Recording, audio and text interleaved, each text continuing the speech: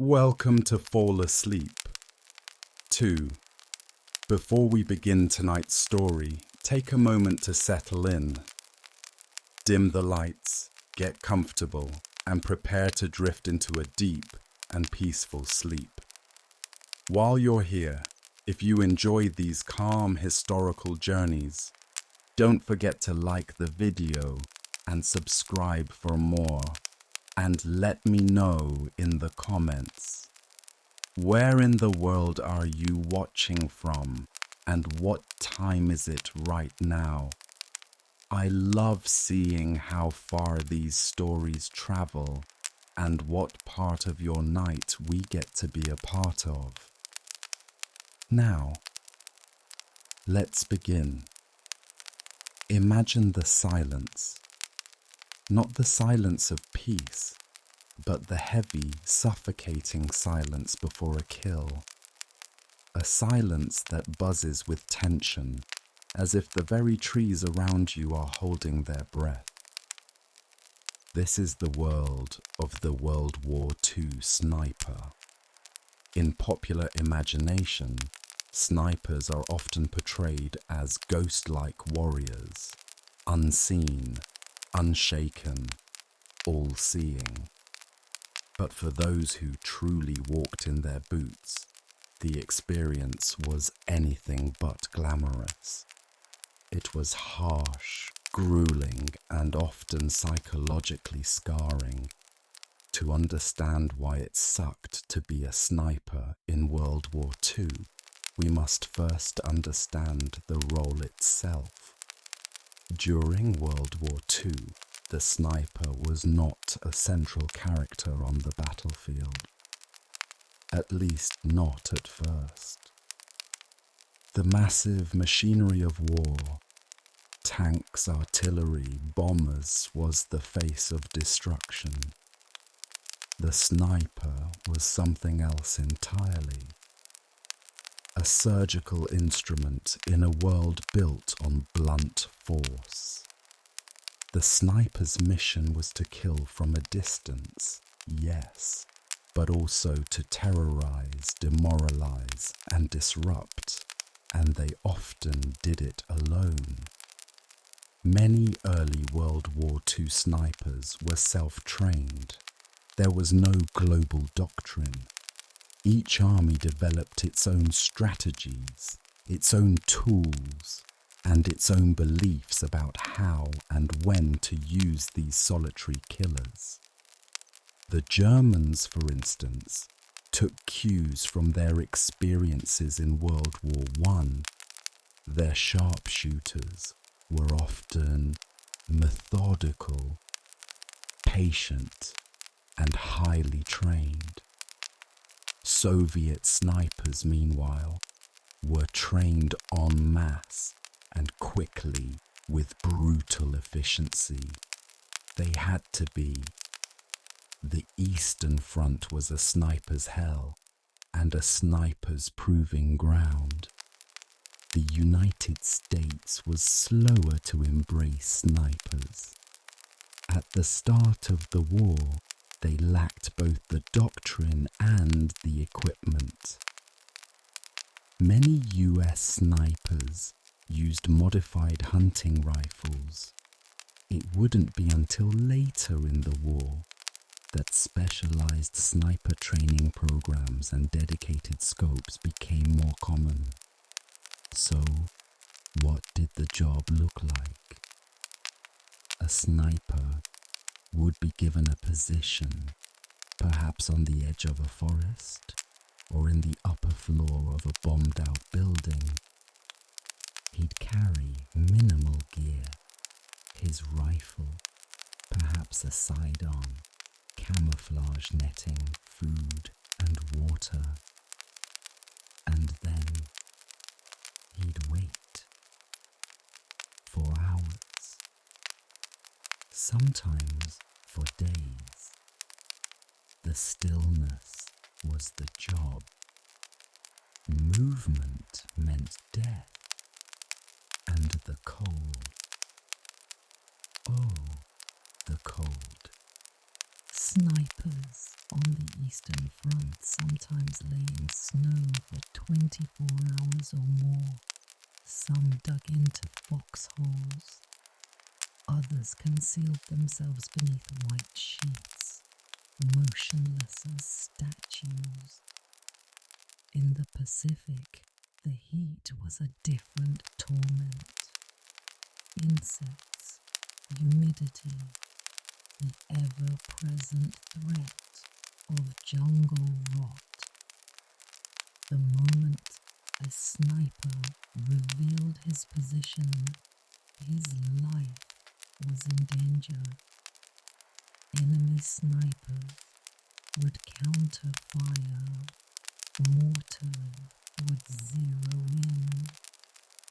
If discovered, infantry would be sent to flush him out, sometimes with grenades.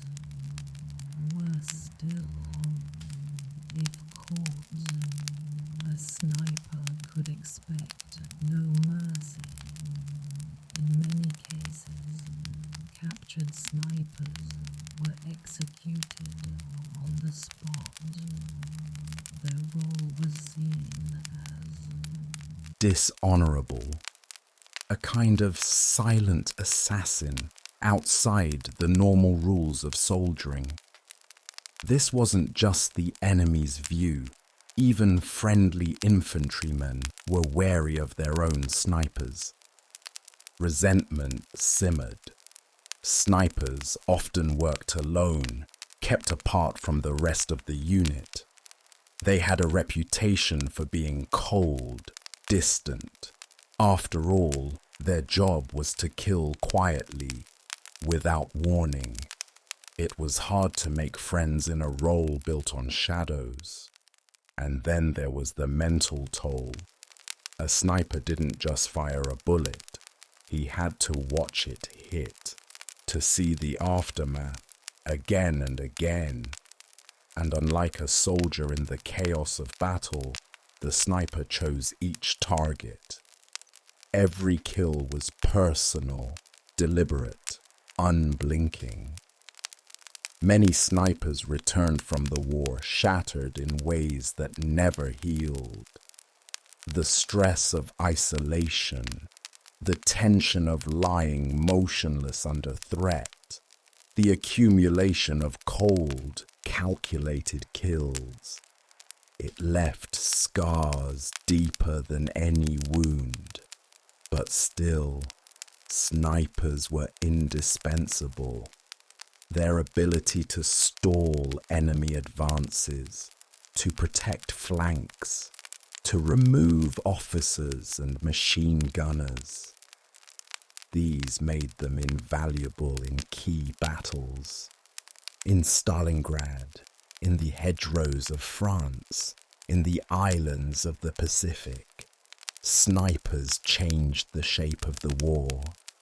In the next section, we'll explore one of the most brutal sniper battlegrounds of World War II, Stalingrad, where urban warfare turned entire cities into sniper nests, and where some of the most legendary and horrifying stories of snipers were born.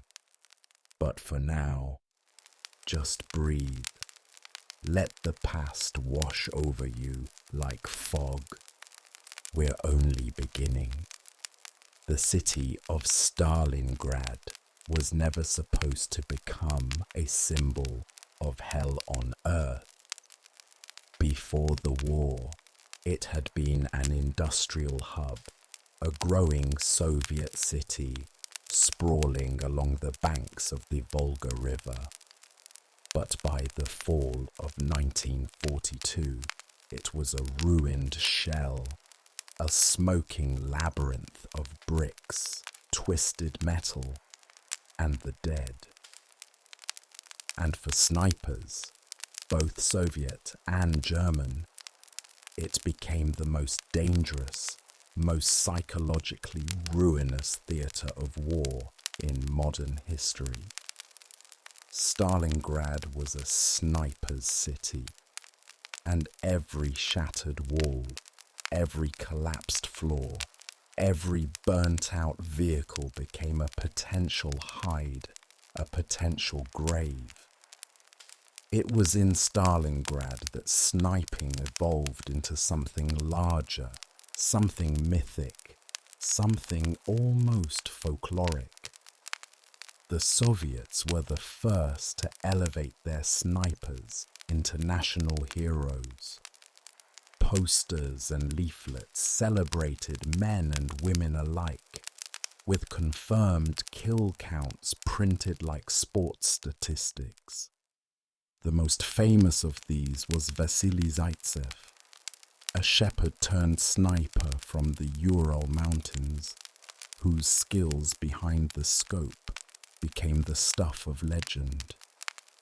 Zaitsev, operating with little more than a Mosin Nagant rifle and a scope designed for hunting, was credited with over 200 kills in just a few months.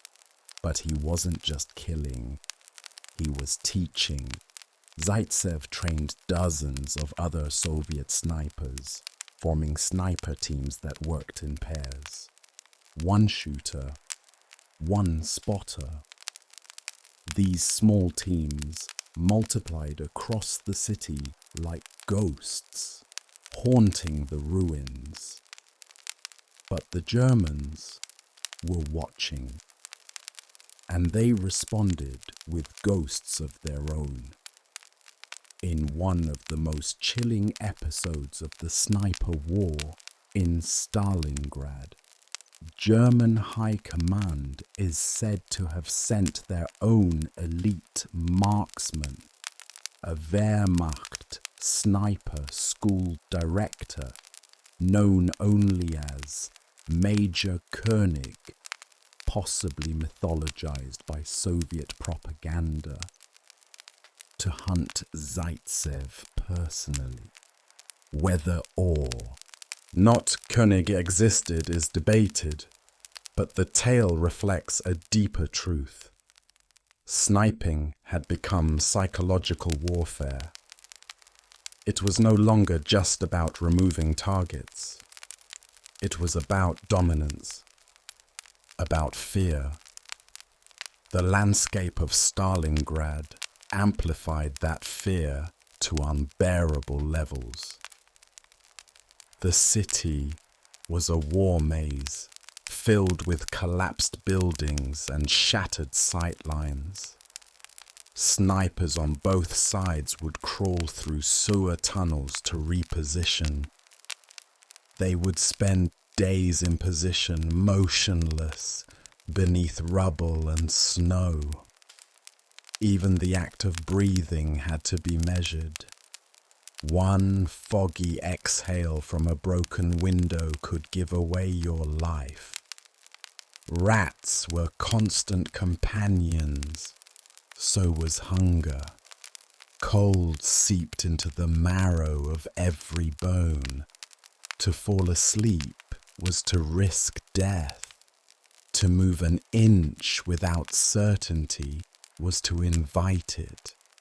Snipers became obsessed with geometry, angles, lines of fire, shadows at specific hours of the day.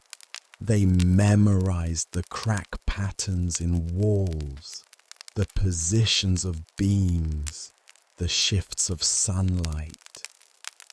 A brick shifted by an inch could become a sign of danger. A door ajar might be a trap.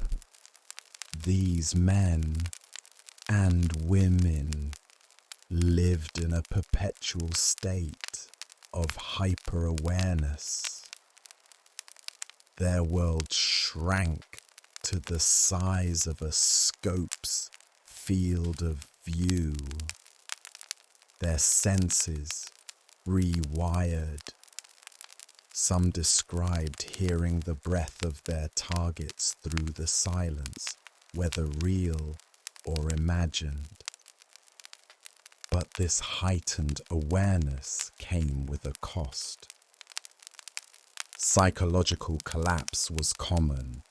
Some snipers became paranoid, unable to sleep, unwilling to leave cover even after hours of inactivity. Others began to question the morality of their task. In Stalingrad, where food was scarce and corpses were everywhere, some Soviet snipers found themselves protecting civilians. Old women gathering wood, children darting for bread. But in doing so, they exposed their own positions to return fire. It was a moral nightmare. Every shot could save a life or end one, sometimes both, and yet the kills continued. The number of dead from snipers in Stalingrad is impossible to estimate, but it's safe to say that thousands were picked off by unseen rifles during the months-long siege. Unlike in traditional warfare, where a soldier might die amid noise and chaos, a sniper's victim died in eerie quiet, sometimes never even knowing they'd been seen. A quick pop, a small hole in the helmet, a man slumping over without a cry. The survivors, his comrades, would panic, ducking behind cover, scanning windows, terrified that their heads were next. What made it worse was the uncertainty. In Stalingrad, you never knew where the sniper was. That was the true horror. A shot might come from across the river or from just behind you. The killer might be a man or a woman or someone you passed in the street an hour ago. There were no front lines. The entire city was a front line, and the enemy could be anyone. For snipers, this meant a constant state of existential dread. They were hunters, yes, but also hunted. The most terrifying opponent for a sniper was not an enemy soldier with a machine gun, but another sniper. The duel between two snipers was a battle of patience, of silence, of psychological warfare. These duels could last days. Sometimes no shots were ever fired, just the sound creeping game of shadow and misdirection until one finally saw the glint of a scope, the twitch of fabric, the flutter of movement, and fired. Stories from these duels are unnerving.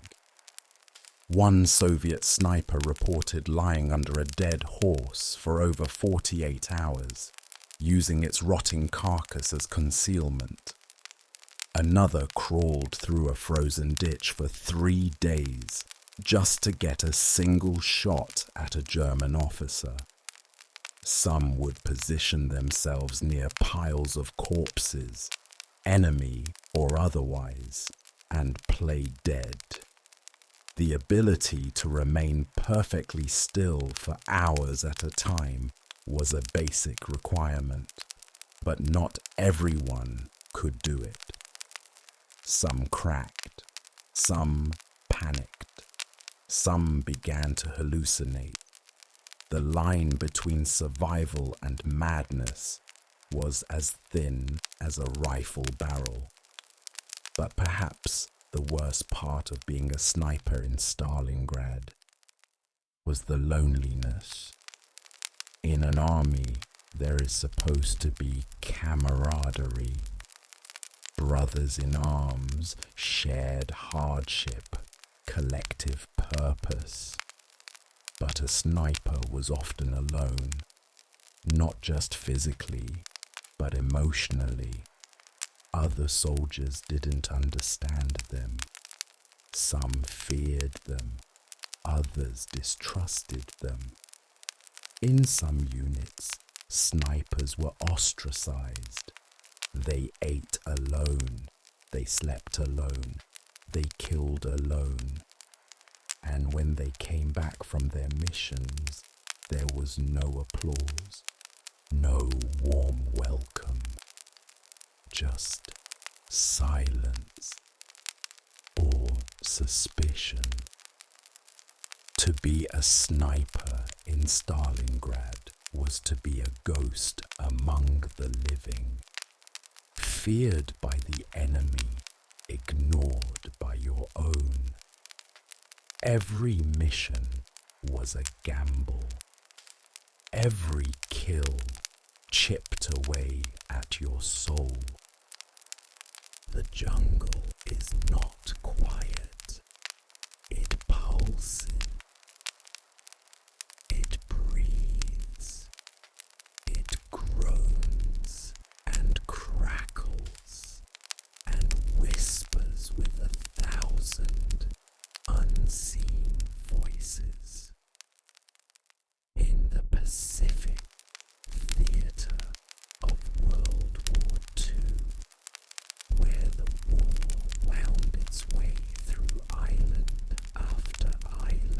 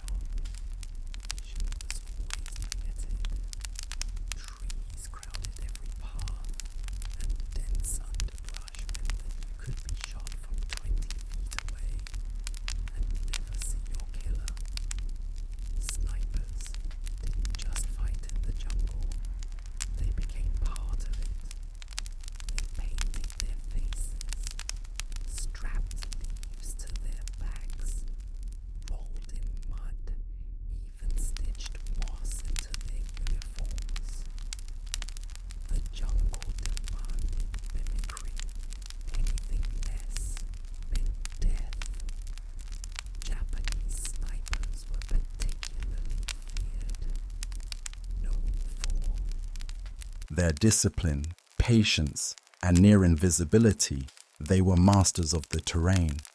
They constructed elaborate hides, sometimes high in the trees, sometimes inside hollowed-out logs, even within the tangled roots of trees.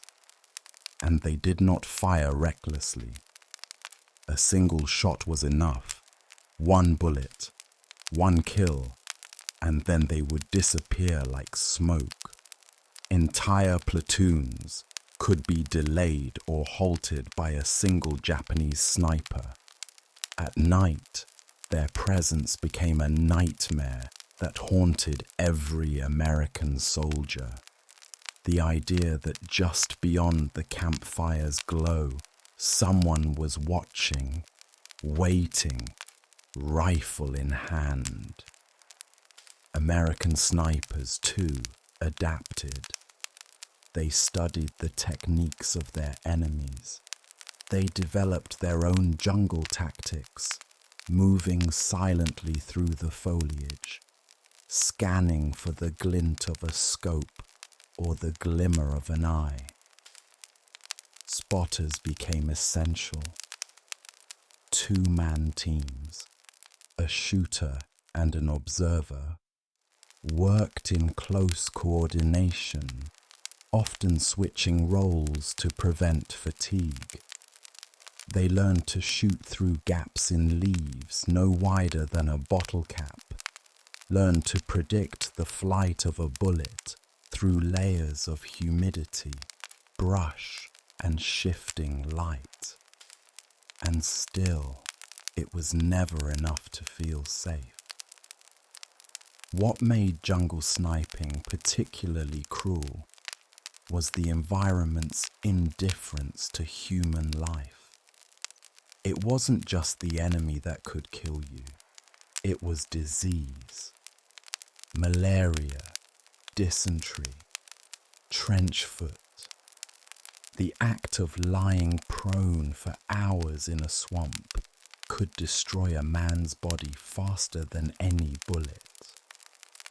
Skin rotted, feet swelled, wounds festered in the heat. Medical evacuation was often impossible. A sniper might have to crawl back to base over miles of hostile terrain, wounded and feverish, with only a whisper of life left in him. Then there were the mental games.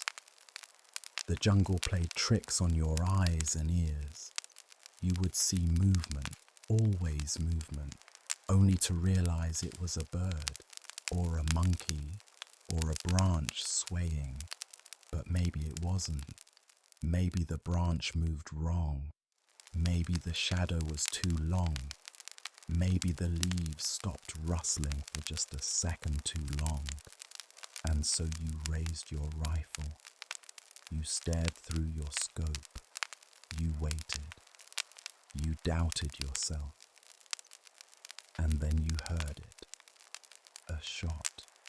Somewhere behind you. Someone else had spotted you first. The constant uncertainty drove some to the edge. Some snipers began to see enemies in every direction. They shot at sounds. They fired at phantoms. Others froze, unable to pull the trigger when it counted. Still others became reckless, desperate to escape the stress.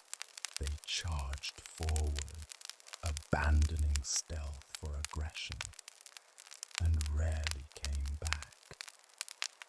There were no medals for most of these men, no recognition. Their stories faded into the mossy silence they had died in. There were moments, though, that showed the sheer strangeness of sniper life in the Pacific. Stories emerged of duels that spanned days. One such story told of a Marine sniper on Guadalcanal who stalked a Japanese marksman for nearly a week. They searched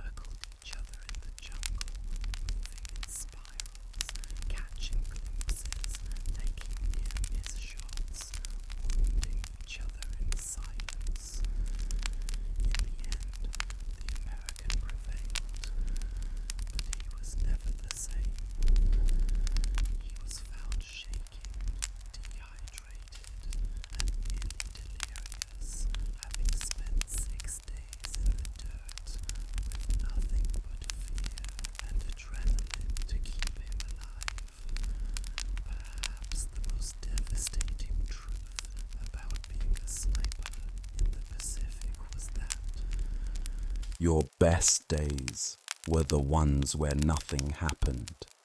The days when you didn't have to kill.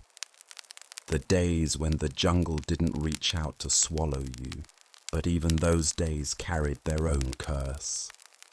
Boredom. Long, dragging hours, staring through scopes, chewing on tasteless rations, swatting flies with no reward, and all the while knowing that the quiet was only temporary. In the Pacific, snipers were not just soldiers. They were shadows. They were myths. They were warnings passed down through units. Don't move too fast. Don't step on that route. Don't break cover. There's a sniper out there, and he's patient. Becoming a sniper in World War II wasn't like being chosen for glory. It was more like being quietly selected to step away from the world of ordinary soldiers and enter something colder, quieter, and more intimate with death. Unlike the infantryman, who might be forged in the chaos of battle, the sniper was forged in silence, in stillness, in days and weeks of repetition, isolation, and discipline that bent the mind before it ever tested the trigger finger. The training, where it existed, was brutal in its own way. Not through screaming sergeants or punishing marches, though those came too, but through the constant, unrelenting demand for perfection. A millimeter off in your scope alignment meant a missed shot. A half second of poor timing could mean death. In the Soviet Union, where snipers were often trained quickly and thrown into combat with minimal gear, the standards were not forgiving. The instructors weren't concerned with whether a recruit was afraid. They were concerned with whether he could sit absolutely motionless for 12 hours, if necessary, while a rat crawled across his boots or a shell exploded just meters away. In Germany, sniper training was more formalized. Those selected for sniper school were not always volunteers.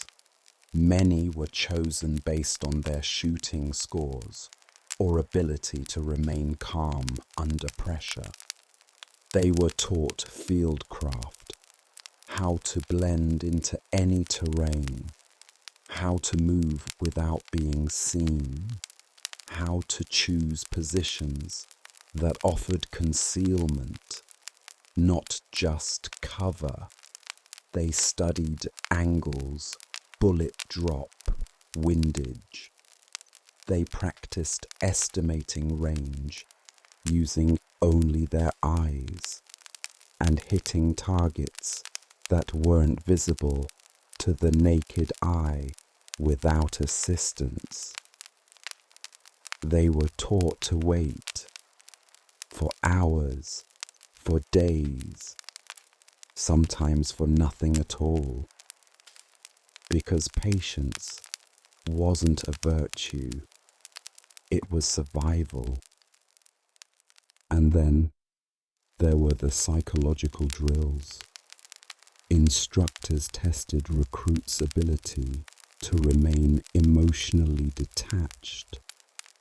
Trainees were made to observe and identify targets, not silhouettes, but real people, sometimes using role players. and then fire without hesitation. Over time, many learned to think of their targets not as men, but as shapes, as problems to be solved. That detachment was essential, but it didn't come without a cost. In every camp, some recruits failed, not because they couldn't shoot, but because they couldn't quiet the part of themselves that still saw the enemy as human. American sniper schools were slower to form and less standardized early in the war.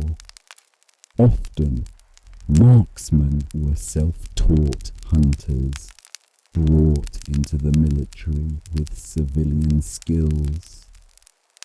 Their training was improvised, learning to shoot from cover, to use early scopes, to deal with gear that fogged up in the cold, or lost zero after a single drop. Some were trained by fellow soldiers who had learned by surviving. These snipers were more rugged, less uniform, and often left to figure out the rest on their own once deployed.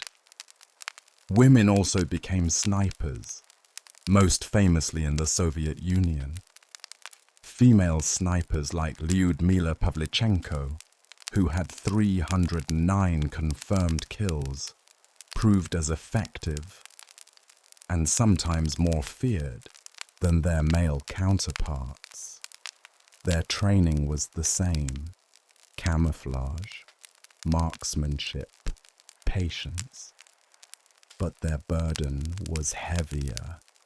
They had to fight not only the enemy, but the doubts of the men around them, who sometimes saw them as propaganda tools, not fellow killers.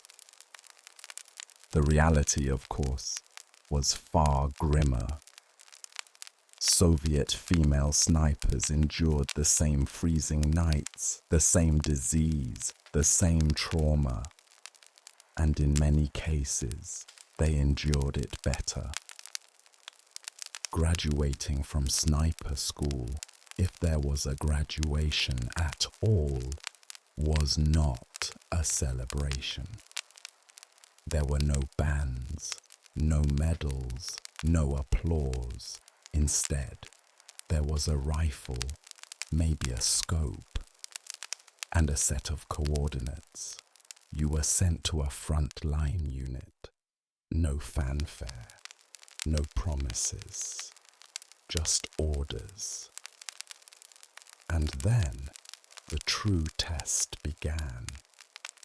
Because no matter how precise your grouping in training, nothing could simulate the first time you looked through a scope and saw a man light a cigarette, raise his helmet, scratch his neck, and realized that with the tiniest movement of your finger, you could end him. Training could teach you to shoot, but it couldn't prepare you for what it felt like to choose. Many snipers didn't remember their first kill. Some claimed they blacked out. Others recalled every detail, the way the man fell, the look in his eyes, or the strange emptiness they saw instead. Some felt nothing at first. Others vomited after. Some cried. A few laughed. The response didn't matter. What mattered was that they could do it again, and again, and again.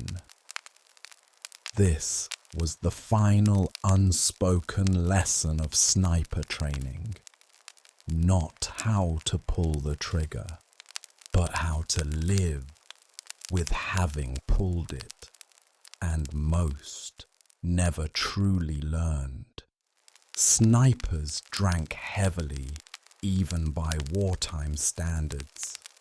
They took to talking to themselves or to their rifles. They formed routines that bordered on ritual, a certain way to wrap the sling, a lucky patch on the scope, a chant whispered before the shot. These small rituals gave them control, helped them keep something intact when everything else around them and inside them was slowly unraveling. Sleep became difficult, not just because of the danger, but because sleep was when the mind began to process, and what it processed was often unbearable. Some snipers dreamed of their targets, others of being hunted.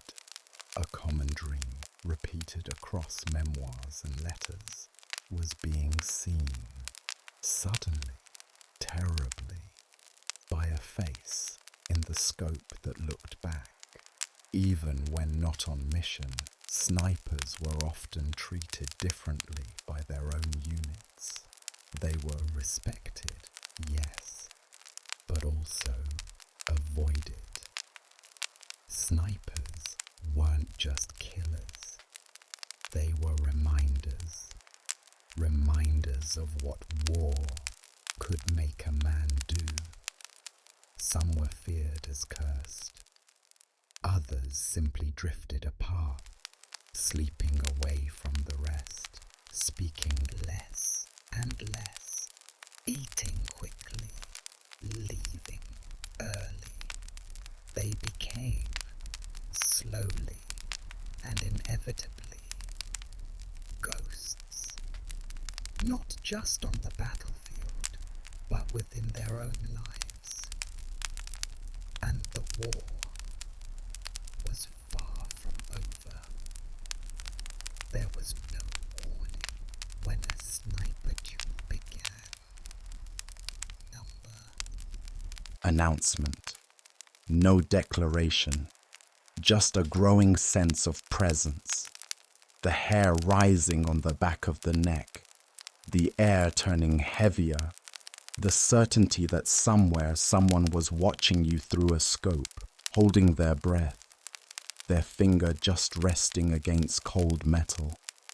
It was a battle of patience, of nerves, of who could remain invisible the longest, and of who would make the first mistake.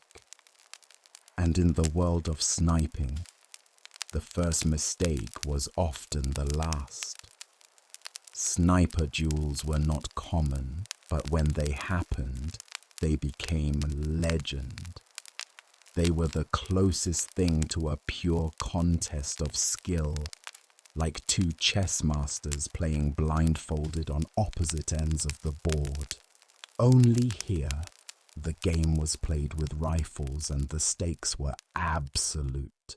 You didn't get to learn from your mistakes. You only got to make one. The battlefield offered no fairness. Terrain, time of day, weather. All these variables shaped the duel. Sometimes both snipers were equally skilled, equally disciplined. Other times, one was green and the other had years of kills behind them. But even the veteran knew fear, especially then, because another sniper wasn't just a soldier, he was a mirror. He thought like you, he moved like you, he hunted like you, and when two snipers hunted each other, it was as if two wolves circled the same dark woods, each waiting to hear the other's breathing first. One of the greatest sources of stress in a duel was not knowing where to look. A good sniper used decoys, a helmet on a stick, a jacket left casually behind rubble, the suggestion of movement. to draw out their opponent. Every false move was a trap, every real one a risk.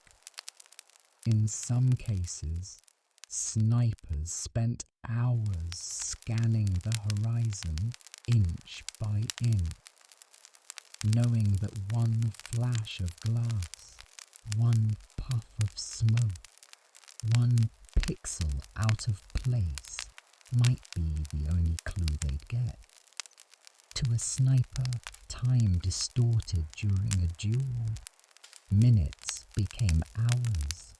A fly crawling across a rifle stock became a test of willpower. Snipers would wet their lips slowly to keep from blinking too fast. They would position themselves in mud, in rotting vegetation, in shattered attics filled with glass and rusted nails. And they would not move, not even to shift a cramping leg or scratch a stinging bite. Some relieved themselves in place, others dehydrated themselves before missions just to avoid the need. Stillness was survival, and survival in a duel was the only metric that mattered. There are stories, mostly preserved in memoirs and rare reports, of sniper duels that lasted days. One Soviet sniper described a 72-hour duel in which neither side fired a shot until the third day, when a shadow finally shifted on a brick wall and the bullet found its home. Another German sniper spoke of lying in a demolished building for over 2 days, targeting a Soviet shooter who had taken up position in the body of a collapsed tank. He waited for the glint of a scope. He never got it. On the third night, he was flanked and killed. His notes were found beside him, the last line scrawled, "I think he's moved." There was no celebration in these kills, no cheering, no satisfaction, only silence. If a sniper succeeded in killing his rival, the only sound was often the soft exhale of relief, a breath held far too long. Then came the evacuation, not a victory lap, not a handshake, just a slow crawl back. To the unit, sore, dirty, haunted. What made sniper duels particularly cruel was their intimacy. In most combat scenarios, the enemy was a blur, a shape in the distance, a flash of fire, a yell lost in the chaos. But in a duel, the enemy was personal. You stared at the same patch of space for hours, visualizing him. You guessed his age. You imagined his posture. You wondered whether he was tired, hungry, afraid, like you. You tried not to think about his family, about who might be waiting for him. But your mind went there anyway, because you were alone, and loneliness has a way of cracking the edges of the mask. Some duels didn't end in death. Occasionally, one sniper would withdraw, crawling backward for hours, hoping not to be spotted. not out of cowardice, but out of calculation. The mission mattered more than the duel, but leaving a duel meant accepting that you had been outplayed, or that you would never know if you were. The psychological toll of not knowing haunted some snipers more than the deaths they caused. There were no rules, no codes, no mercy. If a sniper caught another mid-shift, adjusting his scope, sipping water, he fired. There was no warning shot, no hesitation. It was a strange kind of honor, not sparing the enemy, but treating him as an equal. You didn't let your guard down because you assumed he never would, and that assumption was usually correct. And yet, in letters home, the rare ones that survived censorship and decay, snipers sometimes wrote about these duels with a kind of reverence. Not admiration exactly, but recognition. He waited longer than I thought he would, one American sniper wrote. He nearly had me. He was good. I hate that I never knew his name. The duels left their marks. Men emerged from them quieter, not proud, not triumphant, just diminished. A piece of them was left in the dirt, in the floorboards, in the rubble, and they carried the weight alone, because no one else could understand what it felt like to look into the eyes of someone, even just through a scope, who understood you completely, who matched you breath for breath, heartbeat for heartbeat, and then to end him.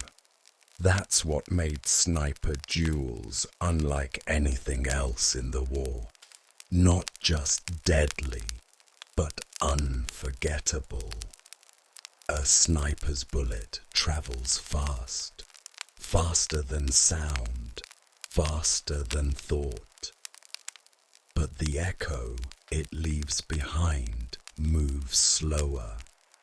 It lingers. It grows. Long after the shot has been fired, long after the mission is complete, and the rifle has cooled and been cleaned and packed away, something remains. Something quieter than the rifle's crack, yet louder in the soul than anything else the war could offer. It is the silence after the shot that begins to haunt. There's an illusion in warfare that time compresses around death, that the act of killing is a sharp, clean break, the flick of a trigger, the flash of light, and then it's over. But for snipers, that moment stretches, it dilates, it becomes something longer, more complex, because when you kill at range, you are present for it in a way most soldiers are not. You are watching when it happens.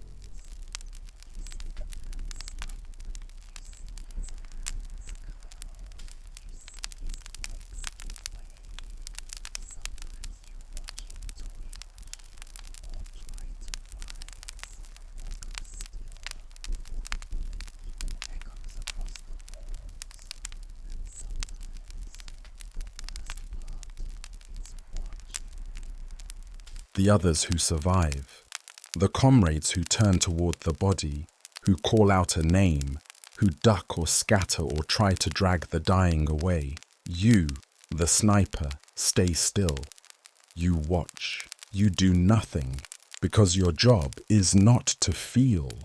It is to witness, to wait for the next shot.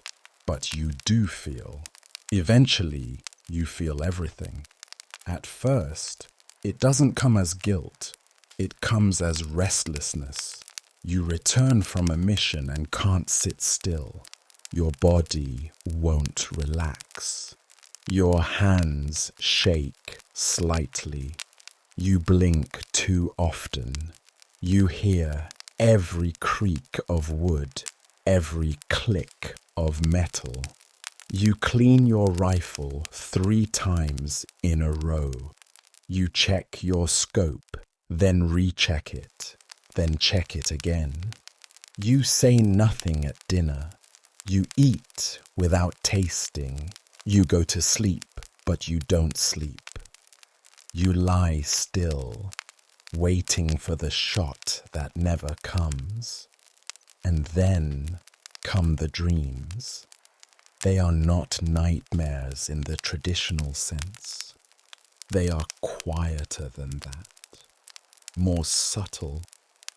You dream of someone walking toward you slowly, a shadow. You raise your rifle, but you can't see their face. You shoot, but they don't fall. They just keep coming. Or worse, you dream of taking the shot, and the face you see in the scope is not the enemy. It's someone else, a friend, a family member, yourself. You wake up with your hand curled around an invisible trigger. You breathe heavily, silently, in the dark. During the day, you try not to talk about it. The war doesn't allow room for softness. Your comrades don't ask what it's like. You don't offer. You say things like good shot or clean hit or one less to worry about. But the words taste like ash, and the truth is, you don't even remember some of their faces. Others, though, you remember too well. The way their helmet tilted as they fell, the color of their scarf, the surprised look, not of pain, but of realization. The sniper's curse is intimacy without connection. You see them clearly, but you don't know them. And still, some part of them stays with you. In letters home, many snipers avoided the topic altogether. They wrote of rations, weather, boredom. A few wrote poetry, or quoted scripture, or drew sketches in the margins. But they rarely spoke of their kills. When they did, it was often with strange detachment. Not because they didn't feel, but because they didn't know how to explain what they felt. What words could capture the moment when you realized the man you just shot had a locket in his hand? Some tried to justify it to themselves. He would have killed me. He was the enemy. It was him or my friends. All of which was true. All of which did nothing to dull the memory. Others became addicted to the process, not to killing per se, but to the precision, the ritual, the control. In a war where chaos ruled, the sniper's act felt clean, rational, focused. It became a kind of coping mechanism, And yet, that control came at a price. The more you compartmentalized, the more distance you put between yourself and the human world. Some snipers returned home and found they could no longer connect with anyone, not because they didn't want to, but because they had trained themselves over years and thousands of hours not to feel. They became ghosts long before their hearts stopped beating. And then there were the moments when it all came flooding back. A smell, a sound, the metallic click of a tool in a garage. The way light hit a window, just so.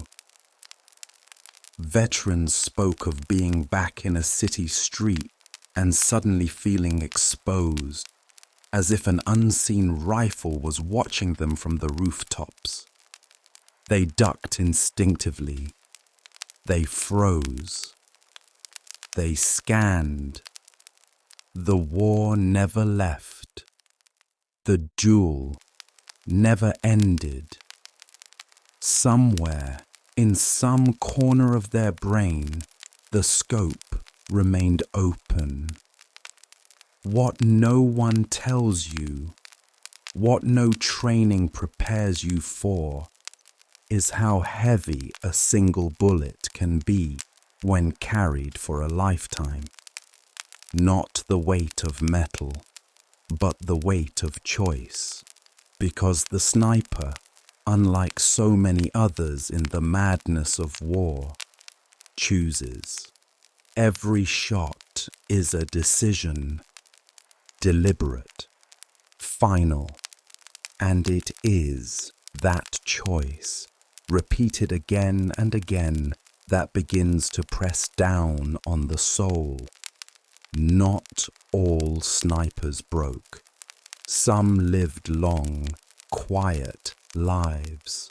Some found peace, but many never did, and their stories faded into silence, not because they were forgotten, but because they were never told in the first place.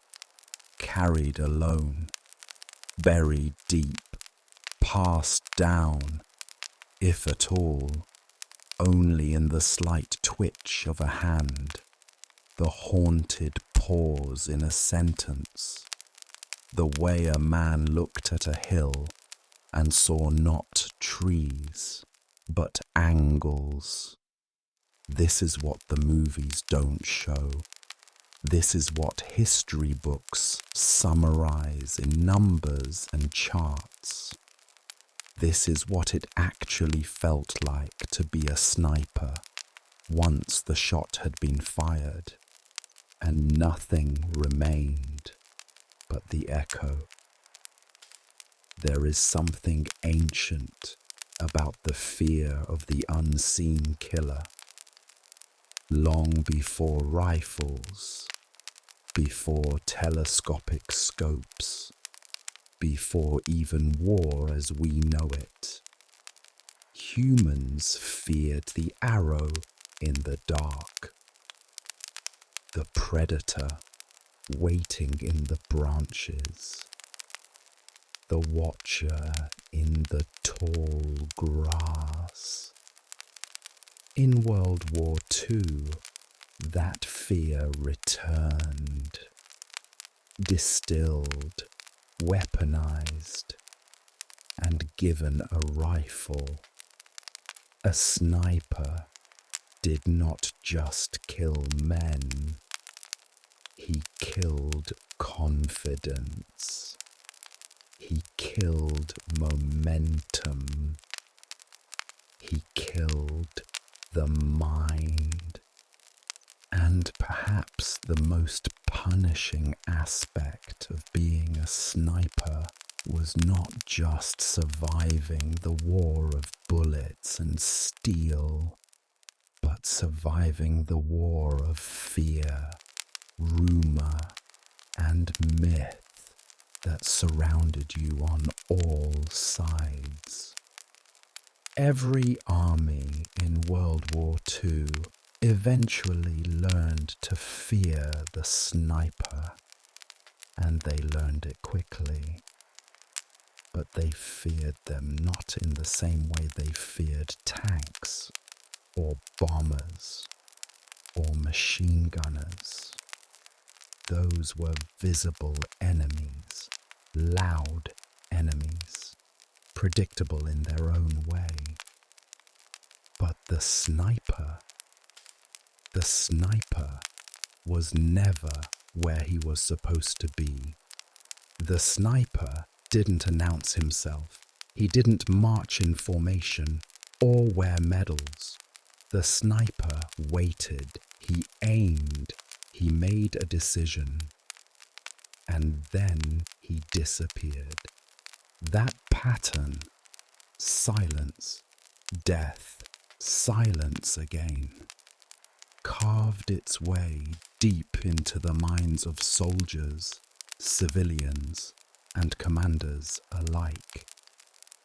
Entire units were halted by the suspicion of a sniper, not the certainty, the suspicion. One shot, well placed, and a column of soldiers could grind to a halt for hours. Patrols would hesitate at intersections. Officers refused to walk exposed paths. Messengers crawled through brush instead of running across roads.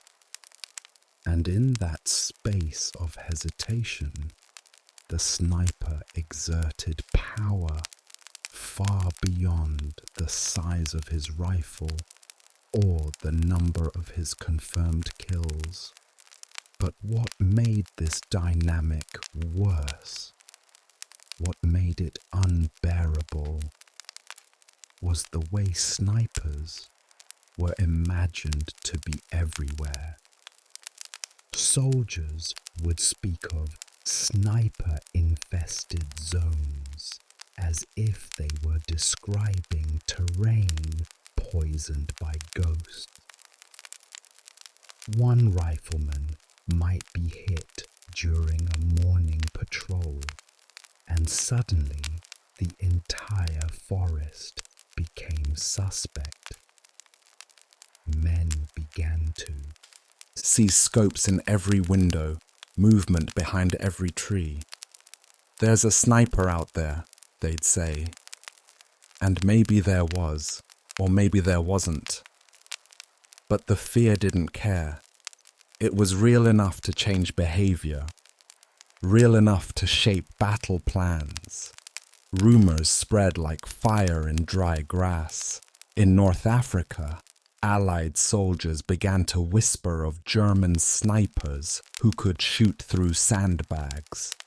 In the Soviet Union, Wehrmacht troops told stories of Red Army women, small, silent, invisible, who could lie in snow for days, unmoving, until they made a shot through a crack no wider than a coin.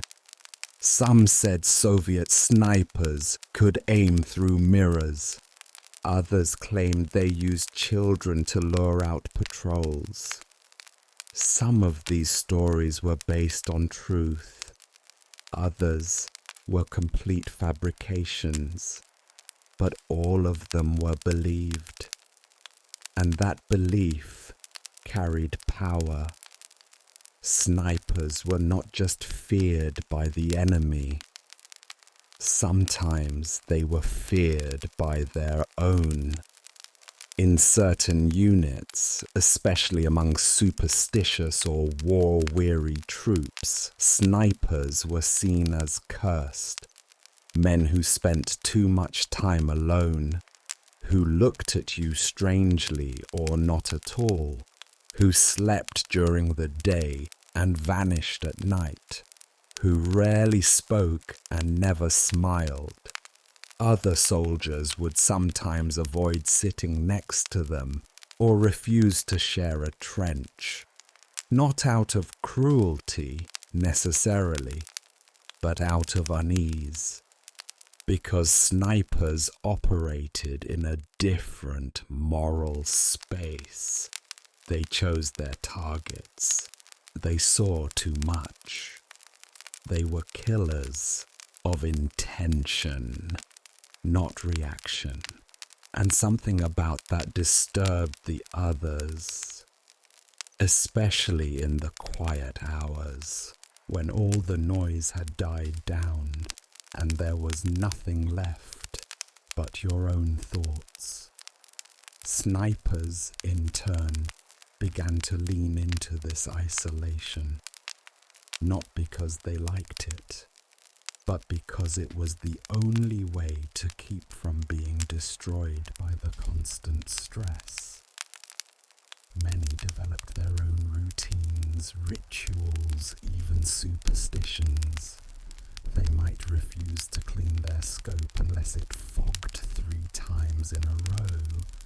They might keep a certain stone in their pocket, or always eat the same food before a mission, or tie their boots in a specific order. These behaviors were not signs of mental instability. They were survival mechanisms. When your job involves waiting for 10 hours to kill 1 man, every action feels like it matters. And when your life depends on not being seen, belief becomes as valuable as armor. The longer a sniper served, the more the myths built up around him. His name might circulate among the enemy like a curse.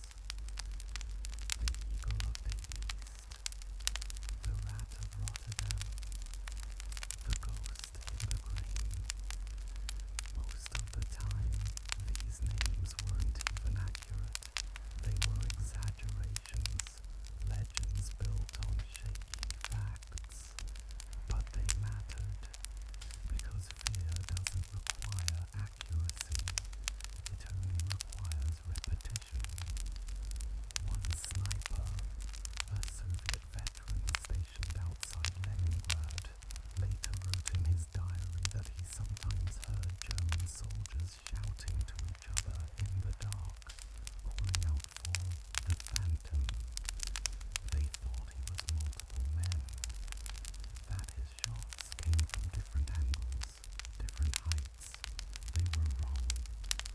It was just him, from positions carefully between shots, but their belief that he was more than one, that he was a network, a force, that belief gave him more control than bullets ever could. This belief, however, was a double-edged sword. As the sniper's legend grew, so too did the enemy's desire to. Find and kill him.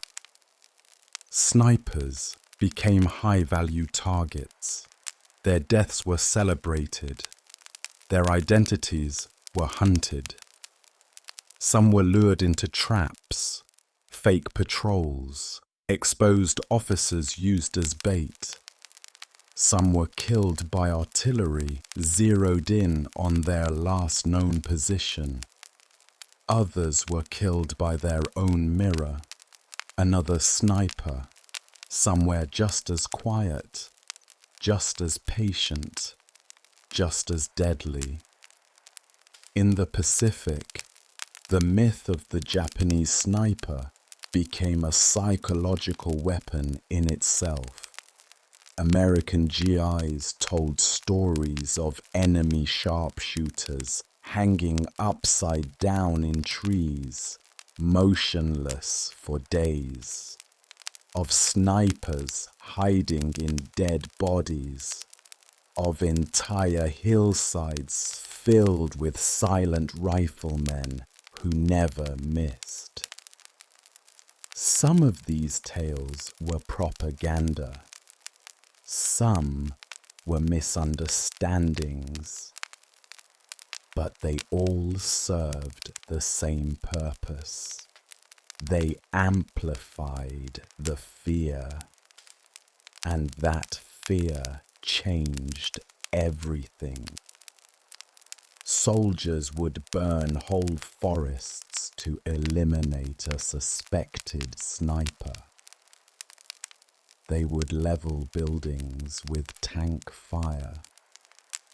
They would refuse to move forward, not because of machine guns or landmines, but because someone might be watching from a window that didn't look quite right. For the sniper himself,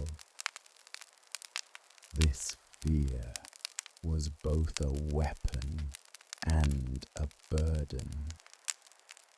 He could manipulate it, exploit it, but he could not escape it. He, too, became infected by the paranoia. Every step might reveal him. Every snap of a twig might be another sniper. The longer he served, the more he began to see himself from the outside, not as a man, but as a figure, an outline, a story in someone else's mind. And that, more than anything else, eroded his sense of self. Who was he, if not the weapon others believed him to be? By the final year of the war, many snipers operated like ghosts within their own units, feared by the enemy, respected but isolated by their comrades, haunted by the men they had killed, and hunted by those who wished to kill them in turn. Their bodies survived, but their minds, not always.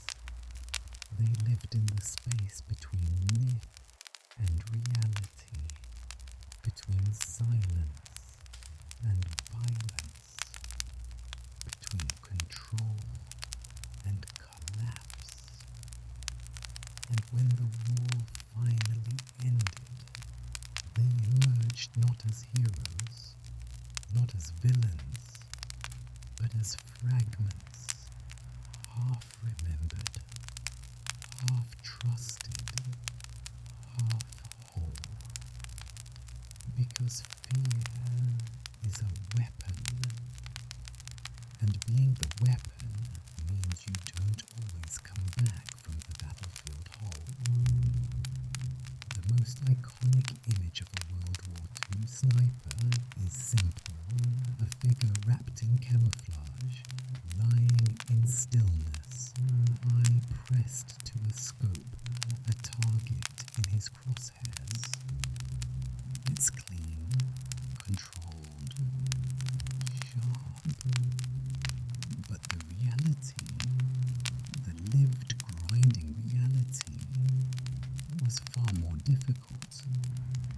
Being a sniper was not just about shooting, it was about hauling, digging, enduring, and waiting through the kind of slow suffering that most soldiers never had to endure. For every shot fired, there were days of crawling through mud, dragging your breath through damp cloth, and carrying your entire world on your back, silently. Start with the rifle, that precision instrument, so critical to every mission, was not light.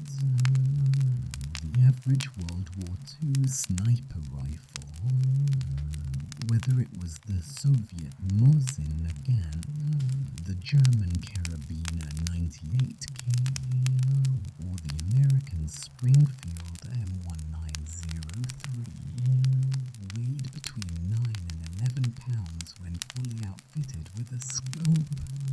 In civilian life, that might not seem like much, but when you're crawling for miles on your belly, every ounce of that weight becomes a burden you feel in your elbows, your shoulders, your neck.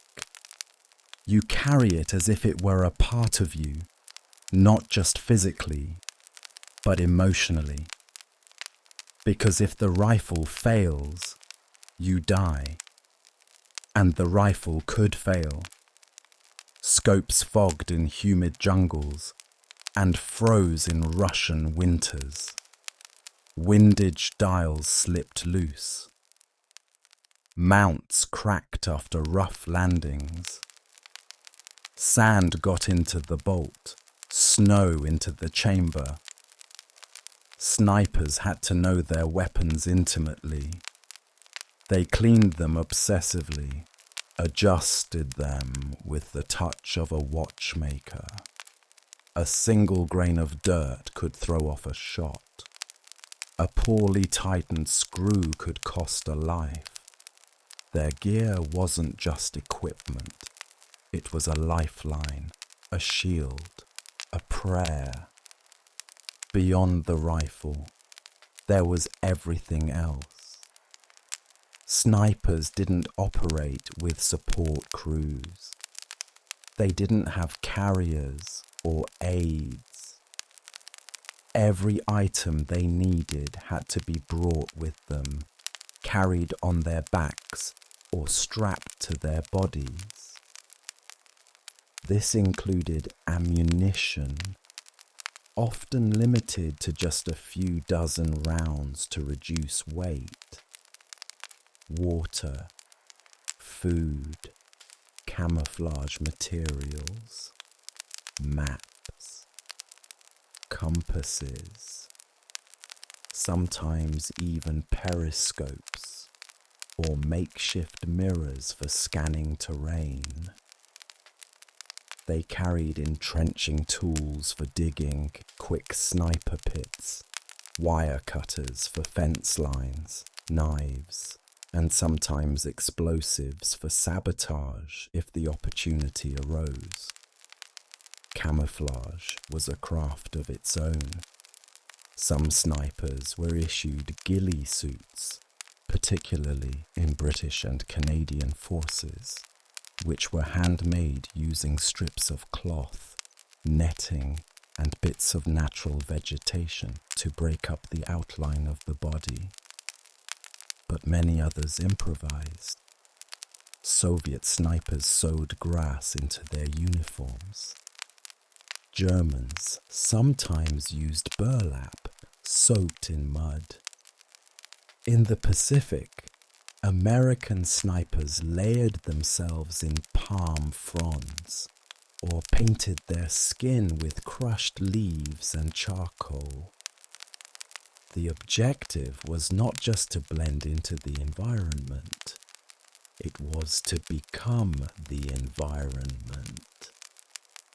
To disappear so completely that even another sniper might not see you from 10 feet away. But camouflage came with a trade-off: heat. Many camouflage materials trapped warmth, soaked in sweat, and became unbearably itchy or infested with insects. Snipers learned not to complain. They suffered in silence, knowing that to remove even one layer could reveal them in an instant. Then there was the terrain. Snipers didn't choose ideal spots. They used what was available. That meant lying in mud, sleeping in trees, curling under twisted metal or rotting wood. On the Eastern Front, it meant burrowing into frozen ground, sometimes with bare hands. In the Pacific, it meant lying among snakes and centipedes, enduring monsoon rainstorms that flooded foxholes and turned the world into a swamp. In North Africa, it meant heat stroke and sunburn and sand in every fold of fabric.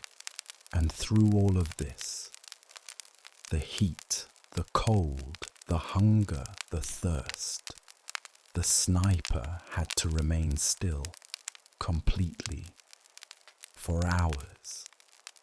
There are reports of snipers who stayed in the same position for 2 or 3 days, taking turns sleeping in 10-minute intervals, eating nothing but dry crackers, drinking only what they could carry. In some cases, they urinated in place. Others dug shallow trenches just for that purpose, covering them afterward with dirt and cloth. The enemy couldn't know they were there. Even the scent of sweat or food could attract dogs, or give away a hiding spot to a sharp-nosed scout. And then there was the crawl. A sniper rarely walked into position. He crawled for hours, sometimes miles, inch by inch, rifle across the forearms, elbows pulling forward, knees barely shifting. They moved like insects, flat, slow, low to the ground. They called it the sniper's inch. 1 inch, then another. Stop. Listen. Observe. Wait. Repeat. It could take an entire day to reach a position no more than 200 yards away. And then, if they survived the mission, they had to crawl back. Wounded snipers had it worse. You couldn't call for help. Medics rarely came for snipers under fire. You couldn't yell. You couldn't even bandage yourself easily without movement. A wounded sniper often had to crawl back alone, dragging a bleeding leg or shattered arm, with nothing but grit and habit keeping him alive. Some died in the crawl, not from their wounds, but from exhaustion, exposure, or being discovered on the return. Food was scarce. Many snipers learned to ration like prisoners. They developed little tricks to fool their stomachs, chewing on cloth, drinking water slowly, nibbling dry bread over hours. Some brought hard candy to suck on between shots, just to keep their minds off the hunger. Others fasted entirely while on mission, believing that the alertness that came from an empty stomach made them sharper. Sleep, too, became a fragmented thing, not deep rest, but short moments. Eyes closed for 5 minutes, then open again, just enough to keep the brain from collapsing. Many snipers developed irregular sleep patterns even after the war. They'd wake every hour, convinced they were being watched. They'd dream of moving shadows, of the rifle slipping from their hands, of blinking at the wrong moment. Everything they carried, everything they wore, everything they ate, all of it was chosen for one purpose. a slightly better chance at living through the next mission, and even then it often wasn't enough, because sniping wasn't just about being a good shot, it was about carrying all that weight, the physical, the mental, the emotional, through mud and snow and fear, and still managing to breathe slow enough to steady the crosshairs, and then take the shot. When the war finally ended, the parades came, the flags waved, the uniforms were folded neatly into drawers, medals pinned onto chests, and the world tried awkwardly to become whole again. But for the sniper, the man who had watched, waited, and chosen his targets with surgical precision, there was no parade that could soften the silence he carried back with him. He came home to a world that had no understanding of the one he had left behind, and perhaps worst of all, no space for it. Snipers didn't return as symbols of valor. They returned as ghosts, men, and in some cases women, who had lived in the quiet corners of the war, whose actions were rarely spoken of openly, whose records were often sealed, forgotten, or buried in the footnotes of dusty reports. There were no public celebrations for the man who had taken 72 confirmed kills from behind enemy lines. There were no monuments for the one who lay in the snow for 3 days to take a single shot, because the world had little appetite for stories of precision killing, even when it had been necessary. And so, they kept it to themselves. They returned to farms, to factories, to classrooms, and kitchens and trains. They got jobs. They built families. They learned how to pretend. But deep inside, they knew. They knew what it meant to wait hours for a man to lift his helmet. They knew the taste of metal in the mouth, the steady rise of the breath before the squeeze, the sudden stillness when the world went quiet after the shot. They knew and they remembered, and most of them never told. Many couldn't sleep properly again. Not because of nightmares, though those came too, but because sleep required surrender, and snipers had trained themselves not to surrender. They lived with eyes half closed, ears half open, minds always calculating. They memorized exits in restaurants. They sat with their backs to walls. They scanned reflections in windows without thinking.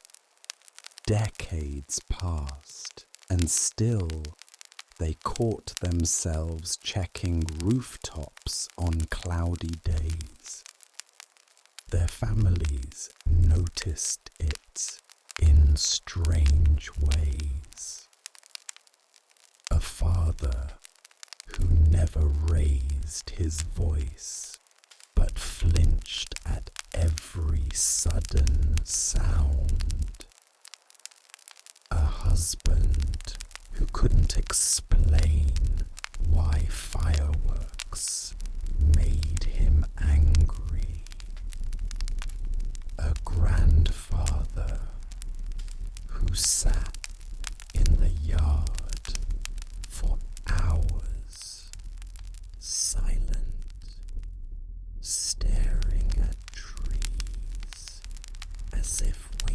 someone to move. They spoke little of the war and even less of their role in it. When they did, it was with carefully chosen words. I served in Europe. I saw some things in the Pacific.